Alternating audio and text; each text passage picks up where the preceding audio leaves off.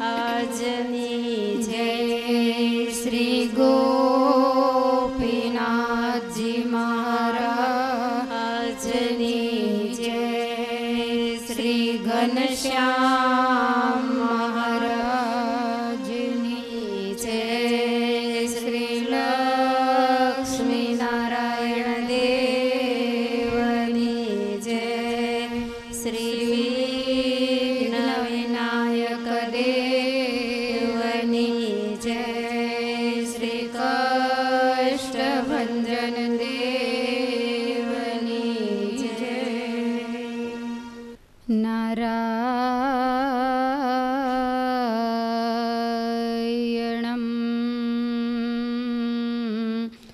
નમસ્કૃત્યં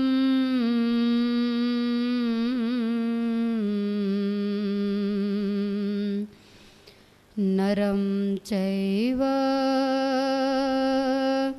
નરોત્તમં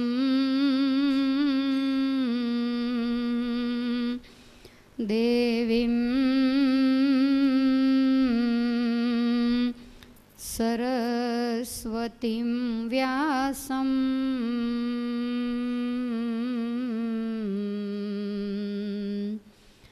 તતો જયમુદીરયે.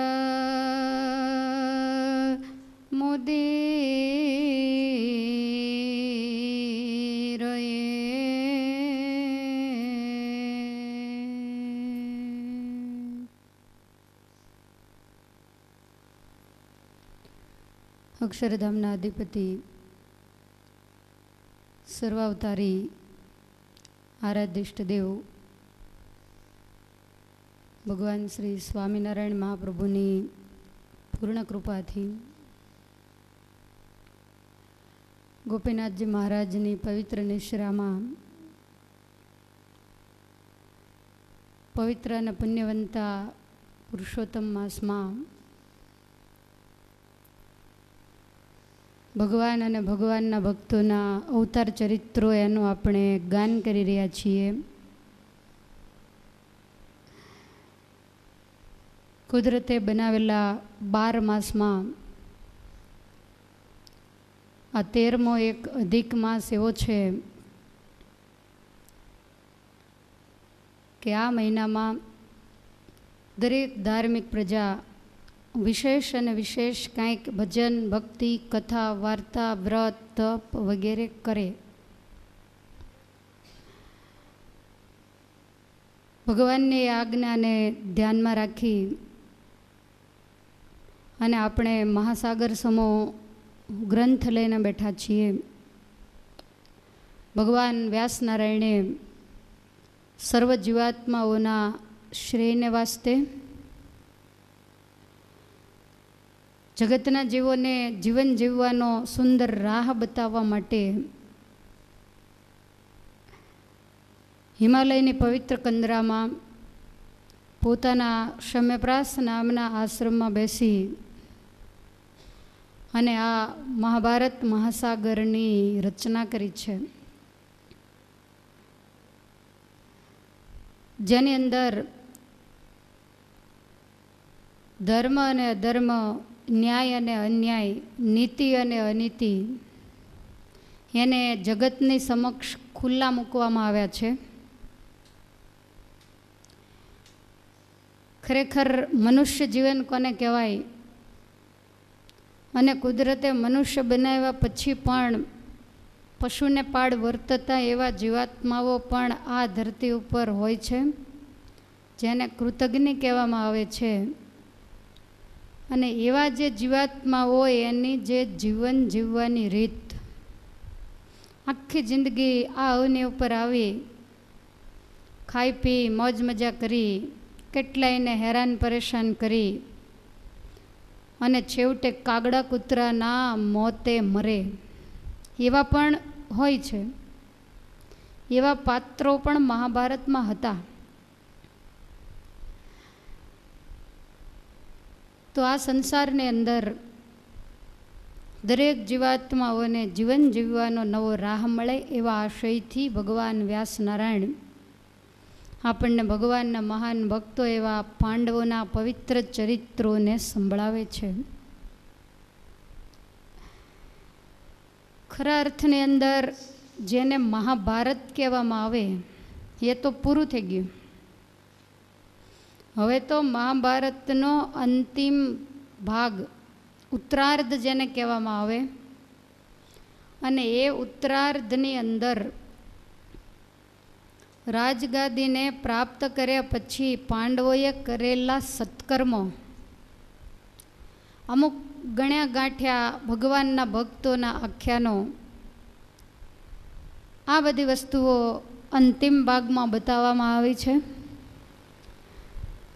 કલિયુગના આવ્યા પછી પાંડવો જે રાજ છોડી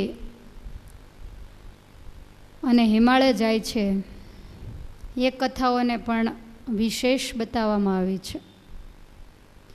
મહાભારતના ઉત્તરાર્ધનું જો કોઈ હાર્દ હોય તો એ છે અશ્વમેઘ પર્વ, જેમાં પાંડવો સુંદર મજાનો અશ્વમેઘ યજ્ઞ કરી અનેક પ્રકારના દાન પુણ્ય કરી ભગવાનનો રાજીપો પ્રસન્નતા મેળવશે. જ્યાંથી કથા અટકી છે ત્યાંથી એનો બીજો રાઉન્ડ આપણે ચાલુ કરીએ છીએ. મારકુટથી કથા અટકી અને હવે એવી કથા આવશે કે કદાચ તમારે પવનની પણ જરૂર નહીં પડે, એમને એમ જ ઊંઘ આવશે.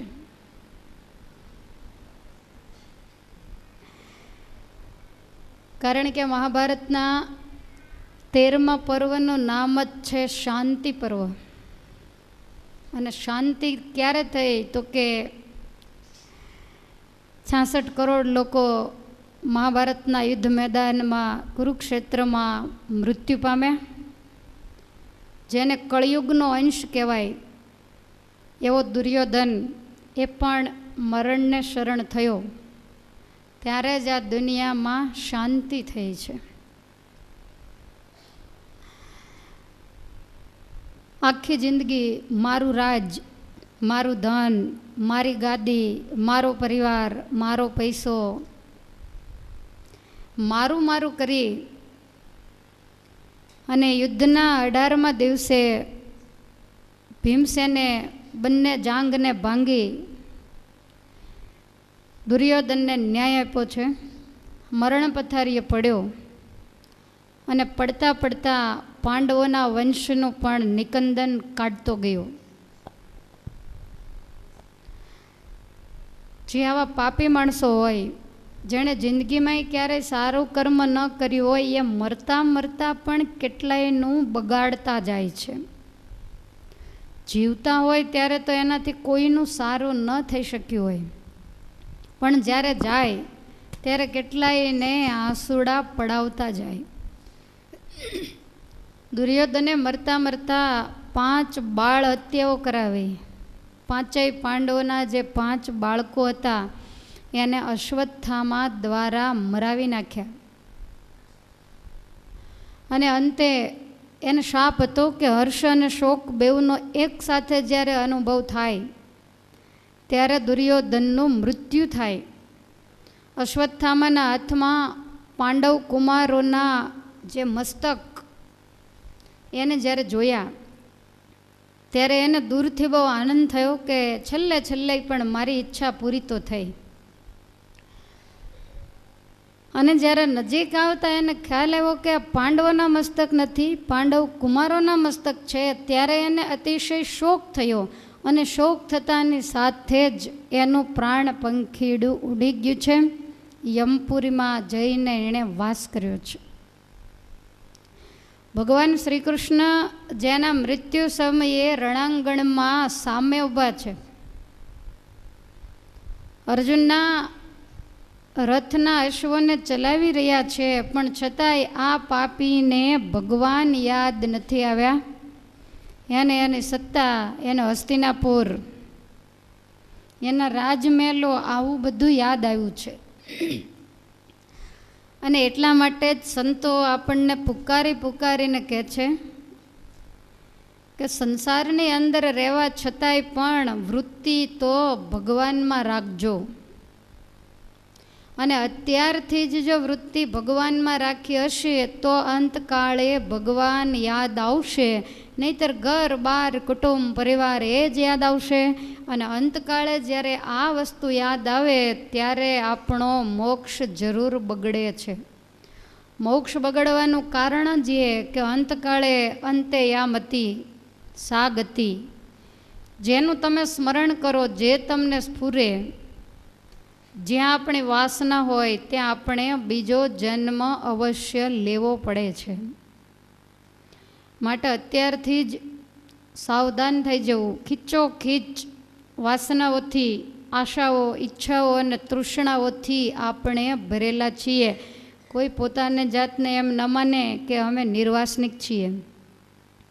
એ તો જ્યારે સમય આવે ત્યારે ખ્યાલ આવે. ઠાકોરજીને એવી પ્રાર્થના કરીએ કે અમે નિર્વાસનિક નથી, પણ હે પરમેશ્વર, અમે જે કાંઈ અત્યારે સાધના કરીએ છીએ એ નિર્વાસનિક બનવા માટે કરીએ છીએ, તો એમાં તમે અમને સફળતા અપાવજો. અમે તો જીવ છીએ, અમે અવગુણથી ભરેલા છીએ, તમે સદ્ગુણના સાગર છો. અંતકાળે અમારા કાંઈ સ્મૃતિ નથી રહેતી, પણ હે પરમેશ્વર, તમે તો જાણો છો ને. માટે છેલ્લે તમારું સ્મરણ થાય, તમારી સ્મૃતિ રહે એવી તમે અમારા ઉપર કૃપા કરજો. આવું કાયમ ઠાકોરજીને પાલવ પાથરીને પગે લાગીને કહેવું. અને જો તમને તમારી જાત ઉપર ભરોસો હોય કે આપણને ક્યાંય વાસના, ક્યાંય ઈચ્છા, કાંઈ તૃષ્ણા નથી, તો કાંઈ કહેવાની જરૂર નથી. દરેકે પોતપોતાનું હૃદય તપાસવાનું છે, ચાહે ત્યાગી હોય, ચાહે ગૃહી હોય. બાકી આ તો દરેકને નડતરરૂપ છે. સ્વામિનારાયણ સંપ્રદાયના પ્રસિદ્ધ ઇતિહાસોથી આપણે વાકેફ છીએ. ભગવાનની સાથે વેણે વાતું કરનારાઓ એનોય પણ અંતકાળ બગડ્યો છે. દાદા ખાચરના બંને કારભારી અરજી ઠક્કર ને લાધા ઠક્કર, એમના માતુશ્રી, તમે વિચાર કરો, પ્રગટ ભગવાનને મળેલા, પોતાનું ગામ છોડીને પ્રગટ ભગવાનની સેવા થાય એટલા માટે તો ગઢડામાં રહેલા.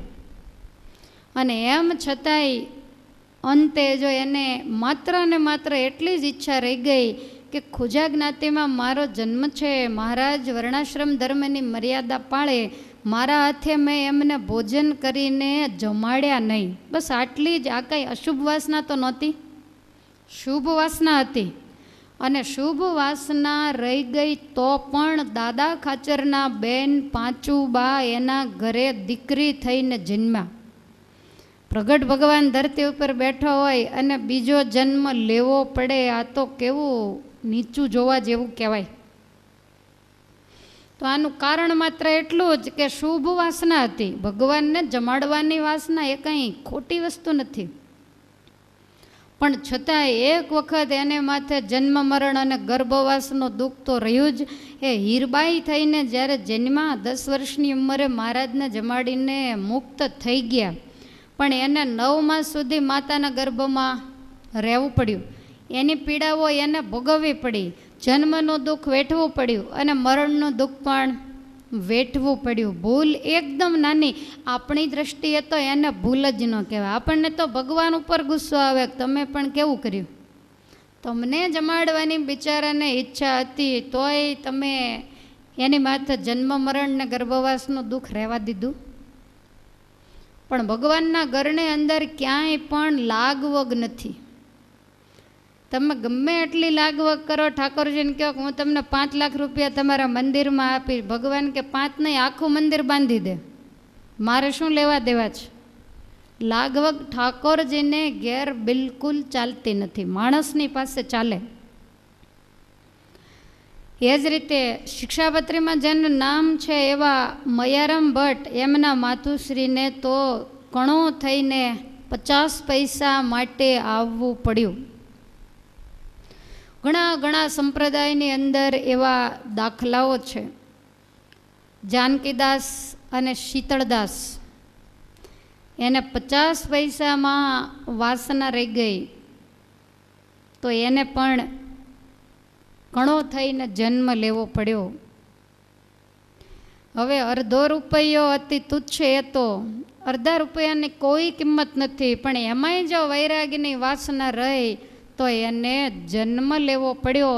જેણે સમજદાર થયા ત્યારથી સંસારનો મળવત ત્યાગ કરી અને પરમેશ્વરની પાછળ જે ગાંડા બન્યા છે, અને એ વ્યક્તિને જો કણો બનવું પડતું હોય તો મારીને તમારી શું ગણતરી છે?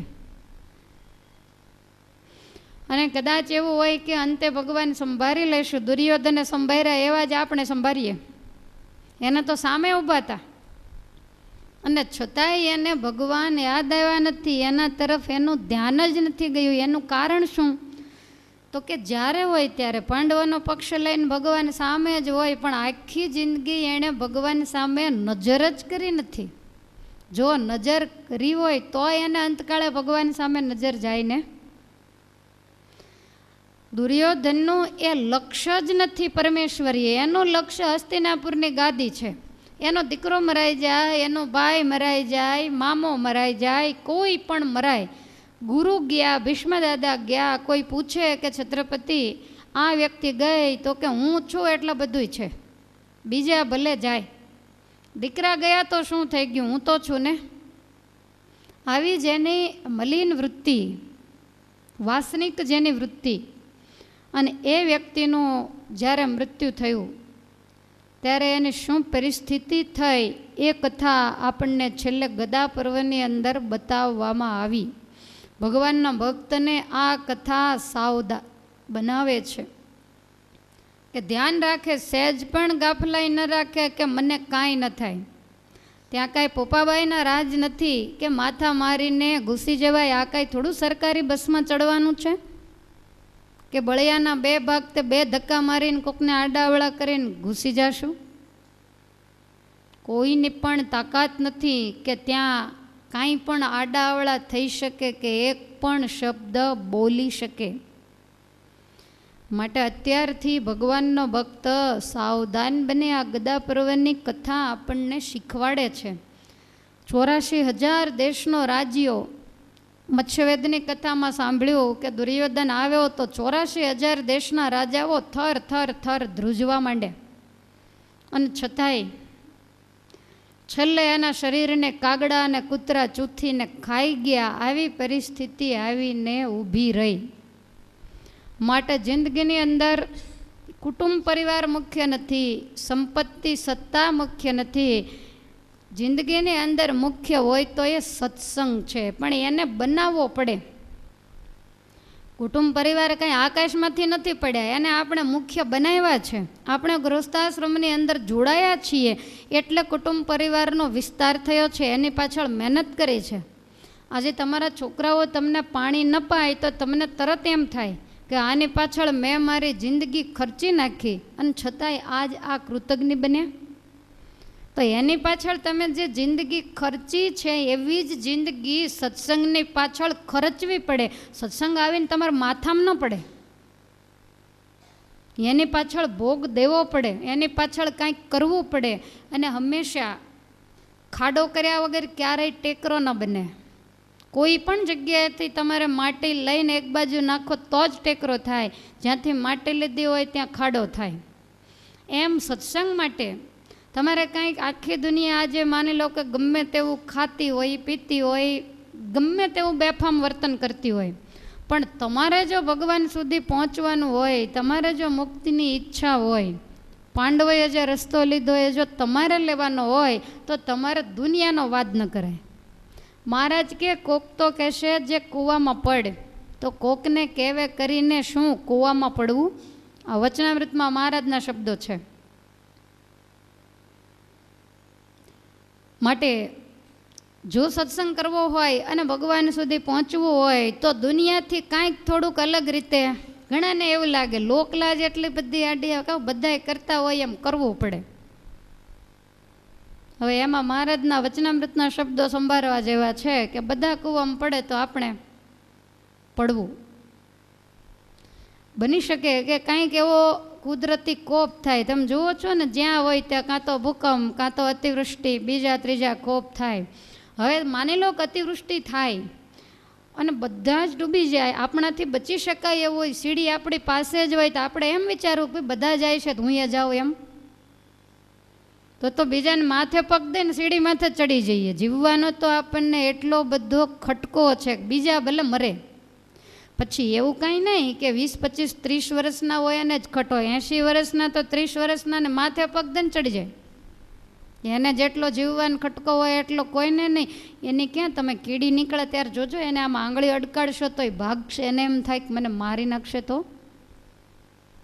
એને આજે ચક્રવર્તી સમ્રાટ કરતાં પોતાના શરીરમાં સુખ વધારે દેખાય છે. ભગવાને અહમ અને મમત્વ રૂપી માયા જ એવી મૂકી છે કે ગમે એટલું સંતો સમજાવે તો સમજે, પણ ક્યાં સુધી? તો કે જ્યાં સુધી પાણી નાખે ત્યાં સુધી ઝાડ લીલું રહે, પાણી પાવાનું બંધ થાય એટલે સુકાઈ જાય. આપણા મંદિરમાં ન પેલું સુકાઈ ગયું એમ, પાણી મળતું તો તોય સુકાઈ ગયું. એટલે ઘણી વખત એવું થાય કે અંદર કંઈક એવી વસ્તુ આવી ગઈ હોય કદાચ તોય સુકાઈ જાય. આટલી કથા સાંભળતા હોઈએ છતાં ઘણી વખત સત્સંગમાંથી સુકાઈ જઈએ, કારણ કે કોકે ધીમું ઝેર આપણને દઈ દીધું હોય કે ભાઈ ત્યાં જાવ તો આમ ને, હવે એ લોકો તો આમ ને એમ કરી કરીને ધીમું ઝેર નાખ્યું હોય. તમને ખબર છે ઉંદરડો જ્યારે કરડે ત્યારે ફૂંકી ફૂંકીને ખાય. એ ફૂંક મારતો જાય, પાછું બટકું ભરતો જાય, પાછો ફૂંક મારતો જાય, એટલે પેલાને ઠંડુ લાગે ને ઊંઘણસી હોય તો જાગે નહીં. એ જાગે ત્યારે ખબર પડે કે આટલું બધું આમ, કે પછી બહુ બળે, પણ પછી શું કામનું? એટલે આ તો બધા બહુ અઘરા કામ છે, આ કાંઈ સહેલું નથી. અને સહેલું જો કામ હોય તો મહાભારતની અંદર ખાલી પાંડવોની કથા ન હોય, આપણા બાપ દાદાઓની ભેગી લખી હોય, પણ એ બધા આપણે જેમ લુખારામ જ વયા ગયા બિચારા. એટલે એની ગાથા ક્યાંથી લખે કયો જોઈએ? આખું મહાભારત તમે જોશો તો એની અંદર 5 જ વ્યક્તિઓએ મુખ્ય પાત્ર તરીકે લીધા છે. કોઈને તમે એમ પૂછો કે મહાભારતમાં શેની કથા આવે, એટલે એ લોકો સીધું પહેલું નામ પાંડવોનું દેશે. નહીતર પાંડવોનો જન્મ પાંડુ રાજા થકી જ, પણ એને કોઈ નહીં સંભાળે, કારણ કે પાંડુ ભગવાનની ભેગા નથી થયા. જેણે ભગવાનનું ભજન કર્યું છે, જેણે કંઈક સહન કર્યું છે, એને જ આ દુનિયા સંભાળે અને એના જ દાખલા લેવાય. જેવા તેવાના દાખલા ક્યારેય લેવાતા નથી. માટે સત્સંગનો મહિમા જેટલો સમજો એટલો ઓછો છે. અને સત્સંગ કરવા માટે તમારે કંઈક, મારી દૃષ્ટિએ તો કંઈક ગુમાવવાનું જ નથી, પણ તમારી દૃષ્ટિએ બહુ અઘરું છે. અધિક મહિનામાં એકટાણા કરતા હોય તો એમાં 3 જણા તો દીમાં ખબર પૂછવા આવે. રસ્તામાં નીકળ્યા હોય તોય હવે ગલોલા જેવા થઈ ગયા હોય, કેળાને બેળાને ખાઈ ખાઈને, તોય પાછા પૂછે કે હમણાં તમે હુકાઈ બહુ ગયા કેમ? તો કે આ એકટાણાને 20 દિવસ થઈ ગયા ને, મને ડૉક્ટરે ના પાડી તોય કરું છું. હવે 2 ટાઈમ અડધો ડઝન કેળા એ તો હવે મફતિયા ગયા હોય, એમાંથી જેટલી કેલરી મળે એટલી તો રોટલી ભાખરીમાંથી એ ન મળતી હોય. અને છતાંય કહેવાય શું? તો કે અધિક માસ ચાલે છે. અને આને તે માનસિક અસર તો જીવને થતી જ હોય. એટલે એકટાણા કરે ગમે એટલું જમતો હોય તો એ મોઢું તો થોડુંક માંદા જેવું લઈને જ નીકળ્યો હોય. કેમ? તો કે એને મનથી જ એવું હોય કે હું એકટાણા કરું છું એમ. તો એકટાણા કરવા અમારા સાધુ સમાજમાં દીક્ષા લીધી ત્યારથી આરંભીને કાયમ એકટાણા હોય. અમારા મોઢા ઉપર તમને ચાંદ્રાયણોની અસર ન દેખાય, કારણ કે અમારે રૂટિન થઈ ગયું અને અમે એની સામે કોઈ દિવસ નજર જ ન કરીએ. બપોરે જ્યારે બેસીએ ભોજન કરવા ત્યારે આપણને ખ્યાલ આવે કે આજ નોમ છે કે આજ શું છે, કારણ કે એ વસ્તુ મગજમાં જ ન હોય, એનું લક્ષ્ય જ ન હોય. ભોજન તરફ લક્ષ્ય હોય, એને શરીર તરફ લક્ષ્ય હોય. અને અમે એવું લક્ષ્ય લઈને જો ફરીએ તો ભજન ક્યારે કરવું? અને તો તમે તો માથે કેળાની લૂમ લઈને જ ફરો. ઠાકોરજી જુઓ કેવી મહેરબાની કરે છે. કેરી પૂરી થઈ ત્યાં સુધીમાં ખબર કે અમારા ભગતને કાંઈ ઉપાધિ ન થવી જોઈએ, દોરા હોય ભગત મોળો ન પડવો જોઈએ, નહીંતર આવતી વખતે પાછો કંઈ નહીં કરે. માટે લહેર પાણીને લાડવા છે. અને છતાંય સહેજે સહેજે તપ થાય, સહેજે સહેજે ભજન થાય. તપમાં થોડા પાછા પડી ગયા હોય, કથામાંથી પાછો એકાદો ધક્કો આવે એટલે વળી પાછા રાગે આવી જઈએ. આવી સરસ સુવિધા ઠાકોરજીએ આપણને આપી છે.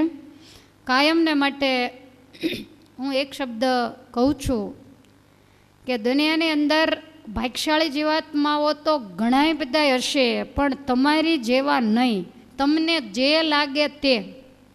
આજે દુનિયાને એટલો બધો સત્સંગનો ખપ છે, પણ બિચારાને કોઈ સત્સંગ કરાવવા વાળું નથી. મોટા શહેરોની અંદર કથા બેઠી હોય, 15-15, 20-20 કિલોમીટરથી એક કથા સાંભળવા જાય, અને કેટલો ખપ હશે આપણને જોઈને આશ્ચર્ય થાય. જ્યારે આપણને કાયમને માટે મળે છે, તમારે વિચારવું ન પડે, ત્યાં કંઈક નવું બેનર લાગી ગયું હોય કે આજે આની કથા છે, એટલે આપણને કોઈ આશ્ચર્યજનક કાંઈ નવું લાગતું નથી. સહેજ પણ નિયમ ધર્મમાંથી મોડા પડો, મંદિરે આવતા બંધ થાવ એટલે તરત જ ટકોર થાય, ક્યાં ગયા હતા, આટલા દિવસ કેમ નહોતા દેખાણા? પૂછલેલ બળદની જેમ ધક્કા સતત ચાલુ છે. અને ત્યારે આપણે ભજન કરીએ છીએ. આ જીવને જો કોઈ કહેનારું ન હોય તો આ તો પેદું છે, એને તો ભજન કરવું ગમતું જ નથી. પણ વારંવાર જ્યારે ધક્કા લાગે ત્યારે એમ થાય કે હવે બધાય જાય, પડખ્યાવાળા જાય છે કથામાં, તો હું એ જાઉં, નહીતર તો સાવ ઓટલા બાંધતા હોઈએ. માટે સત્સંગનો ખપ જગાડનારા જોઈએ. વળી હાવ બાજુમાં ગોપીનાથજી મહારાજ આવ્યા છે, નહીતર તમે હરિકૃષ્ણ મહારાજને મળવા કેટલા જાવ છો એ તો ઈને હું બેય જાણીશ, એ એકલા નહીં. પણ ગોપીનાથજી મહારાજ દયા કરીને બાજુમાં આવ્યા છે કે ત્યાં છેક ન પહોંચાય તો કાંઈ નહીં, હું અહીંયા સામે ચાલીને આવ્યો છું. અને એમાં હવે બાકી હતું તે અમને બધાને પકડીને લઈ આવ્યા, એટલે ડબલ થયું ને. હવે તમે ભજન ન કરો તો અહીંયા રહેશે કોણ, કયો જોઈએ?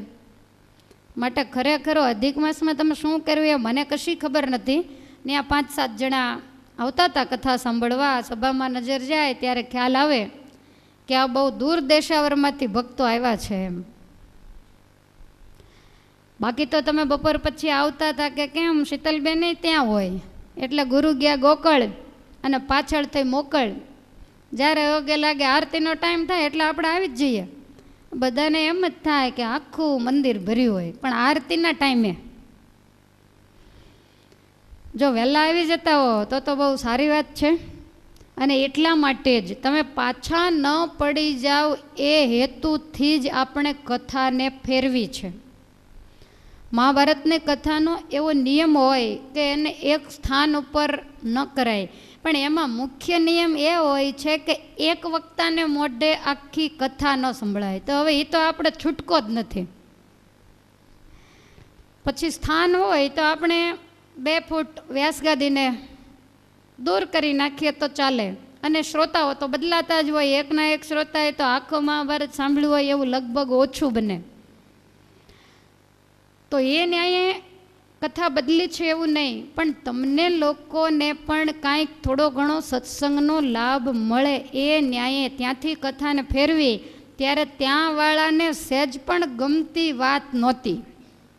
તાળી પાડી હોય તો આ તમે 5 જણાએ જ પાડી હતી કે હવે કથા બદલે છે, અને એ તો સહજ છે. સૌ પોતપોતાના સ્વાર્થને જલ્દી જવાય, નજીક પડતું હોય એવી બધાને આશા હોય, એટલે એ પણ કોઈનો વાંક નથી. પણ ત્યાંથી જ્યારે કથા ફરીને અહીંયા આવી છે તો એનો પરિપૂર્ણ લાભ લેવો એ આપણી પૂર્ણ ફરજમાં આવે છે.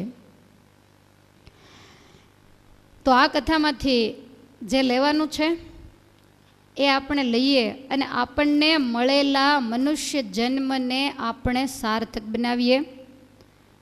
ભગવાન વ્યાસનારાયણ લખે છે અને વૈશંપાયન મુનિ પરીક્ષિત મહારાજાના પુત્ર એવા જન્મેજય રાજાને સંભળાવે છે. દુર્યોધનના મૃત્યુ પછી ભીષ્મદાદા હસ્તિનાપુરના નજરબાગમાં પીપળાનું વૃક્ષ છે ને એની નીચે બાણશૈયામાં પોઢ્યા છે. દાદાએ શંતનુ મહારાજાને એવું કીધેલું કે જ્યાં સુધી હસ્તિનાપુરની ગાદી ઉપર ધર્મનિષ્ઠ રાજા નહીં આવે ત્યાં સુધી હું મારા શરીરને નહીં છોડું. અને જ્યારે ભીષ્મજીએ પોતાના પિતાને પરણાવ્યા ત્યારે પ્રસન્ન થયેલા શંતનુ મહારાજાએ એને ઈચ્છા મૃત્યુનું વરદાન આપેલું કે કાળ આવીને તારો નોકર થઈને ઊભો રહેશે અને જ્યારે તું ઈચ્છા કરીશ કે હવે જાવું છે ત્યારે જ તારો આત્મા નીકળશે. તો આ બે કારણોથી ભીષ્મદાદા બાણશૈયાની અંદર પોઢ્યા છે. ધૃતરાષ્ટ્રને સમજાવીને ધર્મરાજાને ગાદી સોંપવામાં આવી છે. કૌરવોનો તમામ જે અંતિમ વિધિ એ સંપન્ન થયો અને ત્યાર પછી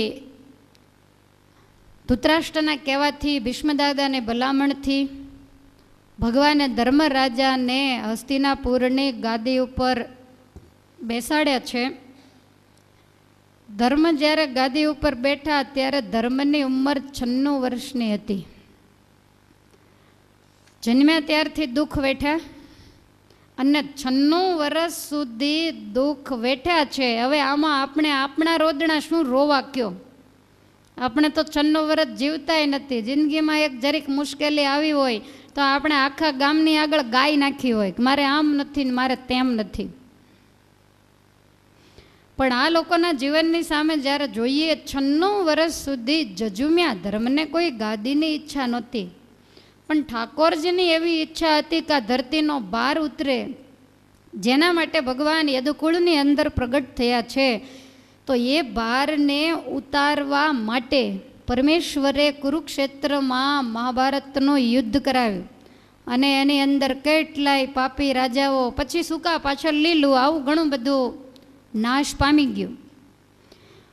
અને સુખ શાંતિ જ્યારે થઈ, ધર્મરાજાને ગાદી આપી, ચારેય બાજુ ધર્મરાજ્ય થયું. પાપીએ કેટલાયને ચૂસી અને ભેગો કરેલો હસ્તિનાપુરનો ખજાનો ભીમસેનને કહીને ધર્મરાજાએ તોડાવીને લૂંટાવી નાખ્યો. સોના મોરો, રૂપા મોરો, જે કાંઈ નગદ નાણું હતું એ બધું જ ઉડાડી નાખ્યું.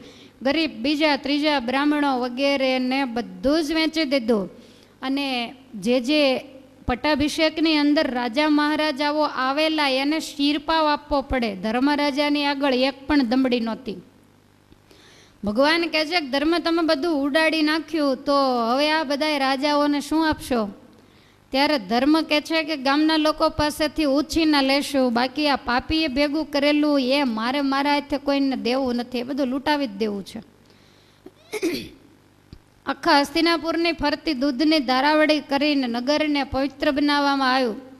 ગાદીનું પૂજન કરીને ધર્મરાજા ગાદી ઉપર આરૂઢ થયા. તમામ રાજા મહારાજાઓને શિરપાવ આપી પોતપોતાના સ્થાને મોકલ્યા છે. વૈશંપાયન મને કહે છે કે હે જન્મેજય, ધર્મરાજાનું રાજ થતાં તમામ પ્રજા અતિશય સુખી છે, પરંતુ ધર્મરાજાને ક્યાંય શાંતિ નથી.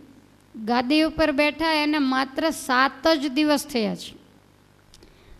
જેને ગાદી મળે એને તો કેટલો બધો આનંદ હોય, પણ જેને આ લોકના સુખ સામે નજર હોય ને એને જ આનંદ હોય. આ લોકની અંદર કાંઈક મળી જાય તો રાજી થઈ જાય, કાંઈક ટળી જાય તો પાછો રોવા બેસે. નાના બાળકના જેવી આ જીવની દશા છે. નદીને કિનારે, દરિયાને કિનારે સરસ મજાની કોમળ રેતી હોય અને એની અંદર બાળકો રમતા હોય. રમતા રમતા અંદર આમ હાથ રાખીને પછી ઉપર ચારેય બાજુ માટી દબાવે, પછી ધીરે લઈને આમ હાથને ખેંચી લે એટલે સરસ મજાનું બખોલ જેવું ઘર બની જાય. છોકરાઓ આનંદથી રમતા હોય, પણ એકબીજાની સાથે જો માથાકૂટ થાય તો એક જ મુઠ્ઠી મારે એટલે પાછું ભાંગી જાય. હવે જેનું ઘર ભાંગી જાય એ બાળક રડવા બેસે કે આણે મારું ઘર ભાંગી નાખ્યું. તો હકીકતમાં શું એ એનું ઘર હતું? પણ છતાં આને રડવું આવે અને આંખમાંથી રીતસર આંસુડા પડતા હોય, એને છાનો રાખવો પડે. એમ આપણે આ બધા ઘર ગોલિયા બનાવ્યા છે. કોઈએ 200 વારમાન, કોઈએ 500 વારમાન, કોઈએ 400 વારમાન, કોઈએ 100 વારમાન. સમય થાય ત્યારે બધું ખળબળી જાય એટલે છોકરો પછી રડવા બેસે, ઘરે રે મારું ઘર તૂટી ગયું. તો એની મા બાપને કાંઈ અસર હોય? નદીને કિનારે માટીનું ઘર તૂટી જાય ને બાળક રોવે તેની ભેગા એના મા બાપ પણ રોવે. એને ખબર છે કે આ ખોટું છે, આની બુદ્ધિ બાળક જેવી છે. એમ જ્યારે આપણે એવી કંઈક આણ વૃદ્ધિ થાય ને હર્ષશોક થાય ત્યારે ભગવાનને મોટા પુરુષોને એવું જ લાગે કે ગમે એમ તોય બાળક બુદ્ધિ છે એટલે એને મળે ત્યારે આનંદ થાય ને જાય ત્યારે શોક થાય. તમે ઠાકોરજીને પ્રાર્થના કરો પણ બહુ ઠાકોરજી એમાં ધ્યાન ન આપે, કારણ કે એ કાંઈ બહુ મોટું કામ નથી ને એ તો આ જગતનો નિયમ છે કે થાય ને તૂટે, થાય ને તૂટે. માટે બાળક બુદ્ધિ જે જીવાત્માની અંદર છે એવા જીવાત્માઓને ઉપદેશ દેવા માટે મારી માન્યતા પ્રમાણે ધર્મરાજાને ભગવાને કંઈક શોક અને વિષાદ ઉત્પન્ન કરાવ્યો હશે. બાકી ધર્મરાજા ન સમજતા હોય એવું ન બની શકે. સત્યના પ્રભાવે ધરતીથી 4 ગજ જેનો રથ ઊંચો હાલતો હોય એ મહાપુરુષ કાંઈ જેવા તેવા તો ન જ હોય. ધર્મરાજાને રાત્રિ દિવસ એક જ વસ્તુ યાદ આવે કે અરે રે આ નાશવંત રાજ માટે થઈ અને મેં મારા પરિવારને હતો નહોતો કરી નાખ્યો, મારા ભાઈઓ, મારા ગુરુઓ, કેટલાય અમારા ખંડિયા રાજાઓ, આ બધાને અમે રાજ માટે થઈ અને મારી નાખ્યા. આવો સતત એમને વિચાર થયા કરે. ગાદી સોંપી પણ ક્યાંય શાંતિ નહીં. ભગવાનને પણ ખ્યાલ આવી ગયો કે આને ગાદી ભોગવવાની મજા નહીં આવે. રાજાને અશાંતિ તો પ્રજાને પણ હંમેશા અશાંતિ રહ્યા કરે, ઉદ્વેગ વર્ત્યા કરે. એટલે ભગવાન ધર્મરાજાને કહે છે કે રાજા હવે તો સુખ શાંતિના દિવસો આવ્યા, તમે આટલા બધા ઉદ્વિગ્ન કેમ છો? ત્યારે ધર્મરાજા કહે છે કે મને આ ગાદી ઉપર બેઠા પછી જરાય આમ સંતોષ થતો નથી. મને એવું લાગે કે કેટલાયને ચૂડલા ભંગાવીને હું ગાદીએ બેઠો. માટે મને કંઈક શાંતિ થાય એવી વાત કરો. ભગવાન કહે છે કે હું કરું એના કરતાં બાણશૈયામાં ભીષ્મદાદા સૂતા છે, એમની પાસે તમે જાઓ અને ભીષ્મદાદા તમને કંઈક એવી વાત કરશે કે જેણે કરીને તમને શાંતિ થશે. એટલે ધર્મરાજા એક દિવસ શાંતિથી ભીષ્મદાદાની પાસે ગયા, જય દાદાને વંદન કરી અને રડવા લાગ્યા. ભીષ્મદાદા કહે છે કે તને રડવું કેમ આવે છે? ધર્મરાજા બોલે છે કે દાદા, મેં મારા આખા પરિવારનો અને કુટુંબનો રાજ માટે થઈને નાશ કરાવ્યો. જગતની અંદર એવી કેણી બેઠી કે 18 અક્ષૌણી સેનાનીઓ વધ કરાવીને ધર્મરાજા ગાદીએ બેઠા. માટે સતત મને આંખમાંથી આંસુડા સુકાતા નથી. કરે રે આ મેં શું કર્યું? ભીષ્મદાદા કહે છે કે દીકરા, આપણો ક્ષત્રિયનો ધર્મ છે કે યુદ્ધ કરવું, એમાં કંઈ રડવાનું ન હોય. અને રાજ્યાસન યુદ્ધ કર્યા વગર મળે નહીં. તારા પિતાનું મેળવેલું રાજ એને પાછું મેળવવું એ તારી પવિત્ર ફરજ હતી. કૌરવોનો ખરેખર વાંક હતો, એનો દોષ હતો, એ પાપી હતા. રાજાઓને પ્રજાને પીડતા, એટલે એનું રાજ્યાસન લઈ લેવું એ તારી પવિત્ર ફરજ હતી. તો એમાં દીકરા રડવાની જરૂર નથી. ત્યારે ધર્મરાજા ભીષ્મદાદાને કહે છે કે દાદા, રાજ્યાસનનો તું જેવારે તેવારે પેટ હું ભરતો જી. રાજ્યાસન હાલ પામ્યો તો એ તેટલું ભોજન કરતો જી. જ્યારે મારી આગળ રાજ નહોતું ત્યારે કોઈ દિવસ મારું પેટ ખાલી નથી રહ્યું. ગમે તે રીતે ફળ ફૂલ, સૂકા પાંદડા, જળ, એનાથી મેં પેટ જરૂર ભર્યું છે. અને અત્યારે રાજ્યાસન આવ્યું તોય પણ મારું એટલું જ મારે ભોજન જોઈએ. પેટ તો તોય ભરાય છે.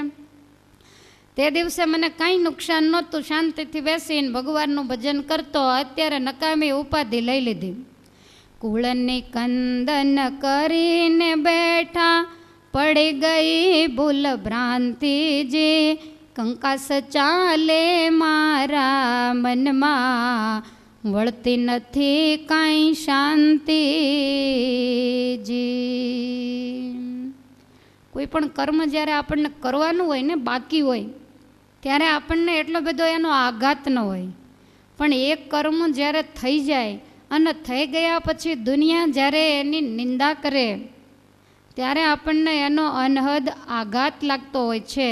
એટલે ધર્મરાજા કહે છે કે મને જરાય પણ શાંતિ નથી, તો મારી એવી ઈચ્છા છે કે ગાદી તમે કોઈ બીજાને સોંપી દો અને મને વનમાં મોકલી દો, અને જો મને સંસારમાં રાખવાની ઈચ્છા હોય તો શાંતિ થાય એવો મને કાંઈક ઉપાય બતાવો. એવું સાંભળીને ભીષ્મ બોલ્યા, મનથી મિથ્યા લે માનીજી, કરો સમાગમ શામળિયાનો, મહાજ્ઞાની ના જ્ઞાની. જે શામળીએ ભીષ્મ પાસે કાઢે, ભીષ્મ કે શામળિયાનો સમાગમ કરો તો તમને શાંતિ થાય. ધર્મરાજા કહે છે કે મને ભગવાને જ આજ્ઞા કરી છે કે તમે ભીષ્મ દાદાની પાસે જાઓ, તમને શાંતિ થાય એવી કાંઈક વાત કરશે, અને એટલા માટે દાદા હું તમારે શરણે આવ્યો છું. ભીષ્મ દાદા કહે છે કે ધર્મ, મોક્ષના દાતા તો એકમાત્ર પરમેશ્વર છે. ગુણાતીતાનંદ સ્વામીએ વાતોમાં લખ્યું કે મોક્ષના દાતા તો પરમેશ્વર અને સાધુ બે જ છે. બાકી આ દુનિયામાં કદાચ અબજોની મિલકત આપનારો મળે, બાકી મોક્ષ આપનારો ત્રીજી કોઈ જ વ્યક્તિ નથી. આટલું હે ધર્મ, તમે ભગવાનની સાથે રહ્યા અને છતાંય તમારામાં આટલી બધી અણસમજણ કેમ રહી? તું એવું માને છે કે એને બધાઈને મેં માર્યા? ઠાકોરજીની મરજી વગર કોઈનાથી સૂકું પાંદડું હલતું નથી, તો એને તું કેવી રીતે મારી શકે? તારી કોઈ તાકાત જ નથી. આ પેટ દુખાવો અર્જુનને થયો, ભગવાનને માંડ મટાડ્યો, ત્યાં અત્યારે પાછો ધર્મરાજાને થયો. અમુક રોગચાળો હોય ત્યારે એકનો એક રોગ ગણાઈને થાય, એમ આ ઉપાધિ આવી. યુદ્ધના પહેલા જ દિવસે અર્જુને હથિયાર છોડી દીધા કે રાજ નથી જોતું ને કોઈને મારે નથી મારવા. ભગવાનને તો પરસેવો વળી ગયો કે આટલા બધા એને બોલાવીને ભેગા કર્યા અને હથિયાર છોડી દેશે તો કરશું શું? અને ભગવાને એ વખતે 700 શ્લોક ને 18 અધ્યાયની અંદર ગીતાજીનું જ્ઞાન આપ્યું. ત્યારે અર્જુનને માંડ ઠેકાણે આવ્યું, ત્યાં પાછું ધર્મરાજાને ખસી ગયું. ભગવાન કે હવે એકને હું ઠેકાણે લાવ્યો ને એકને દાદા ઠેકાણે લાવશે, તો એને ભીષ્મ દાદા આગળ મોકલ્યા. ભીષ્મ દાદા જ્ઞાન આપવા માંડ્યા કે દીકરા, કોઈનો માર્યો નથી જમરતો, આત્મા ચૈતન્ય જે હજી, અછેદ અભેદ અજર અમર, અખંડ જાણવો તે હજી. તું એવું માને છે કે આ બધાને મેં માર્યા, પણ તારી ભૂલ છે. કોઈના માર્યા કોઈ મરતા નથી. પોતાની આયુષ્ય જ્યારે પૂરી થાય ત્યારે પોતાના કર્મે દરેક વ્યક્તિ જાય છે, અને જાય છે એ માત્ર અને માત્ર શરીર જાય છે. આત્માને ક્યારેય પણ કંઈ થતું નથી. માણસ થકી ઉત્પન્ન થયેલું હોય તો માત્ર શરીર છે, કોઈના થકી આત્મા ક્યારેય જન્મતો જ નથી. કોઈ એમ કે મારા ઘરે દિવ્ય આત્મા જન્મો, આત્મા જન્મો નથી. આત્મા અજર અમર જ છે, પણ ખોળિયું જન્મું ને એની અંદર કદાચ કોઈ દિવ્ય આત્મા આવ્યો હોય. બાકી જન્મ અને મરણ એ હંમેશા શરીરને છે. જે જન્મે એનું મૃત્યુ થાય, તો શરીર જન્મે એટલે શરીરનું મૃત્યુ થાય. હવે થોડું જ્ઞાન પ્રકરણ આવે છે, એટલે તમારે કાંઈ ઢીલા પડે તો મેળ નહીં જ ખાય, અને શાંતિ પર્વ કાંઈ છોડી થોડું દેવાય. છતાંય હું એનો સાર જ લઉં છું. આખા શાંતિ પર્વમાં જો પડ્યા હોઈએ તો મને એવું લાગે છે કે આટલા જ અમે રહીએ, આનોય ભરોસો નહીં. એ દાદરા બે બાજુ છે, ઉતરીને વહેતા પડી જાય, અને તમે તો ક્યારના ભાગી ગયા હો. કથા જ એટલી બધી ગહન અઘરી. વળી એવું પણ બની શકે કે જે કથાને આપણે જાણીએ છીએ એ જ બધી કથા ધર્મ, ભક્તિ, જ્ઞાન, વૈરાગ, આત્મા, પરમાત્મા, ભગવાનને રહેવાનું ધામ, માયા, આ બધું શું કહેવાય એ ધર્મરાજાને સમજાવ્યું છે. અને એના મગજમાંથી આ બધાને મેં માર્યા છે એ વાત કઢાવવા માટે આ દાખલો છે. એટલે શાંતિ પર્વ આવશે ત્યાં સુધી તમને થોડીક અશાંતિ રહેશે, પણ ત્યાર પછી અશ્વમેઘ પર્વ આવશે, નળ દમયંતીની કથા, એવું બધું આવે ત્યાર પાછો આપણને વળી મજા આવશે. એકલું ઘી પણ ના ખવાય, એકલું મરચું ના ખવાય, એકલું મીઠું ના ખવાય. બધી વસ્તુ થોડી સરખી હોય તો શરીરની અંદર થોડું સારું રહે, નહીં તો ઉપાધિ થાય. એટલે અત્યાર સુધી નકરી મારકૂટ જ આવી છે. તો હવે થોડું ઉપદેશ અને શાંતિ થાય એવી વાત આવે છે. હું મારી રીતે ચલાવું છું, તમે તમારી રીતે આરામથી બેસો, ઊંઘો, સાંભળો, જાગો, હા પાડો, જ્યારે જાગી જાઓ ત્યારે માથું હલાવો, તમને જે સારું લાગે તે તમે કરો. તો ભીષ્મદાદા કહે છે કે આ જે પંચભૌતિક ખોળિયું છે એની અંદર આત્મા રહ્યો છે, પણ એ આત્મા એ પંચભૌતિક ખોળિયું એનાથી પણ જુદો છે. સ્થૂલાદિ દેહ ત્રિતયા માન ખાદા શિખમ ચય સ્થૂલાદિ દેહ ત્રિતયા માન ખાદા શિખમ ચય સ્થૂલાદિ દેહ ત્રિતયા માન ખાદા શિખમ ચય સ્થૂલાદિ દેહ ત્રિતયા માન ખાદા શિખમ ચય વ્યાપેન્દ્રિયાંતઃકરણે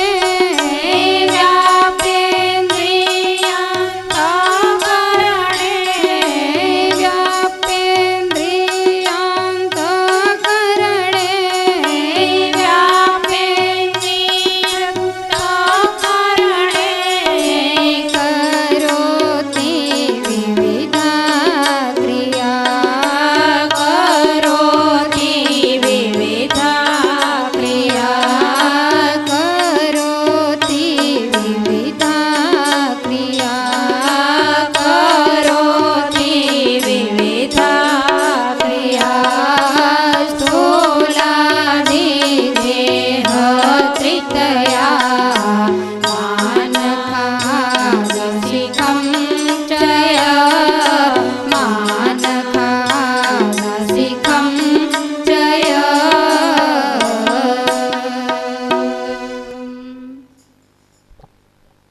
આપણું જે આ શરીર છે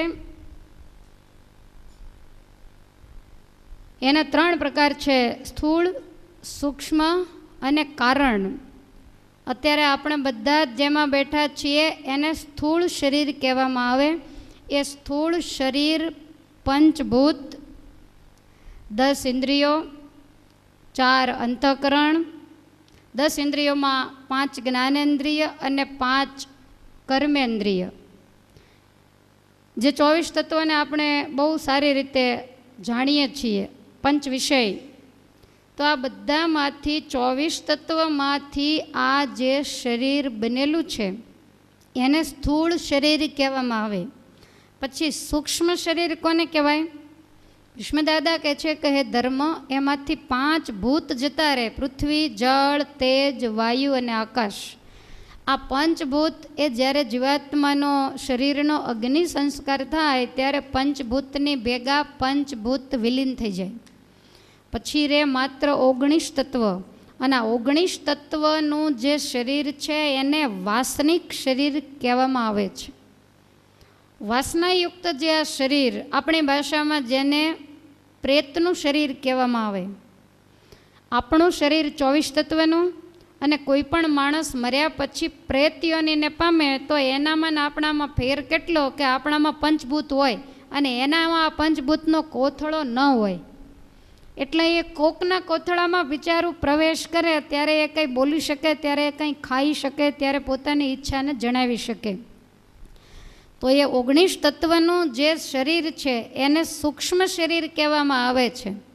અને કારણ શરીર એટલે વાસનામય દેહ. આપણે બધા જ આ મૃત્યુલોકમાં જન્મ્યા છીએ એની પાછળ કાંઈક ને કાંઈક કારણ છે. કોઈક ને કોઈક ઈચ્છા, કાંઈ વાસના, કાંઈ તૃષ્ણા, કાંઈ પણ કારણથી આપણે આવ્યા છીએ. તો જે શરીર આપણને આ પંચભૌતિક ખોળિયામાં મોકલે અને વાસનામય દેહને કારણ આ શરીર કહેવામાં આવે છે. સ્થૂળ, સૂક્ષ્મ અને કારણ, આ 3 એના પ્રકારો છે. અને હે રાજા, જે જીવાત્મા છે એ 3 કરતાં અલગ છે. એને સ્થૂળ સાથે, સૂક્ષ્મ સાથે કે કારણ સાથે કંઈ જ લેવા દેવા નથી. એનાથી જુદો આ ત્રણેય શરીરનો જ્યારે નારે સુંદર દિવ્ય શરીરને ધારણ કરી અને આ જીવાત્મા ભગવાનના ચરણારવિંદમાં જઈ શાશ્વત સુખનો ભોગતા બને છે. માટે રાજા, તું એ વાતને ભૂલી જા કે મેં કેટલાયને માર્યા, પંચ ભૌતિક ખોળિયા, એને તો છોડવાના જ હોય ને એ તો બધા અહીંયા ને અહીંયા જ રણ મેદાનમાં પડ્યા છે. આત્મા નિજ નિજ સ્થાને ગયો તો આમાં તે માર્યા કોને? માટે તારી ઈચ્છાથી કાંઈ ચાલતું નથી અને આત્મા કોઈ પણનો માર્યો ક્યારેય પણ મરતો નથી. તમે કીડીને મારી નાખો તો એનો શરીરનો નાશ થાય, બાકી એનો આત્મા એને આપણે પકડી પણ શકતા નથી, એને મારી પણ શકતા નથી. અંતિમ સમય નજીક હોય ને મોટા મોટા 10 ડૉક્ટરો કદાચ કાનમાં ભૂંગળા નાખીને ઊભા હોય તો એ આત્માને પકડવા સક્ષમ નથી. ગમે તેટલું ભણ્યા હોય, વિદેશોમાં જઈને ડિગ્રી લીધી હોય, ગમે એવા ગોલ્ડ મેડલ મેળવ્યા હોય, પણ જેદી આત્મા શરીરમાંથી જુદો પડે તેદી આત્માને પકડવા માટે ગમે તેવો દુનિયાનો પ્રખ્યાત માણસ કે ડૉક્ટર આવે તો એ આત્માને જતો જોઈ પણ નહીં શકે. શરીર બંધ થાય એટલે કે હવે આત્મા નીકળી ગયો, એ તો ગાંડાને પણ ખબર પડે, પણ એ આત્મા ક્યાંથી નીકળ્યો, કેવી રીતે નીકળ્યો, ક્યાં ગયો, કેવડો હતો, એને કોઈ પણ જોઈ શકતું નથી. માટે આત્માને સદાય અજર અમર જાણવો, એને અખંડ જાણવો. આપણને કંઈક વાગે તો હાથ કપાઈને જુદો પડી જાય, તો કોઈ ખબર પૂછવા જાય કે ભાઈ તમને ક્યાં વાગ્યું, તો તમે કહેશો કે મારો હાથ કપાઈ ગયો. કોઈ એવું નહીં કે મારો આત્મા કપાઈ ગયો એમ. આત્મા ક્યારેય કપાતો નથી, આત્મા ક્યારેય ભીંજાતો નથી, આત્મા ક્યારેય બળતો નથી, આત્મા ક્યારેય સડતો બગડતો નથી, અક્લેદ્ય, એ ક્યારેય ભીંજાતો પલળતો નથી. જે કાંઈ મુશ્કેલી છે એ બધી જ, આત્માને કોઈ દિવસ તાવ નથી આવતો, આત્માને ક્યારેય ભૂખ નથી લાગતી, આત્માને ક્યારેય ઊંઘ નથી આવતી. જે થાય છે બધું જ આ પંચભૌતિક ખોળિયું જે પહેર્યું છે ને એને થાય છે. ખરા અર્થમાં આપણે શરીર નથી, આપણે આત્મા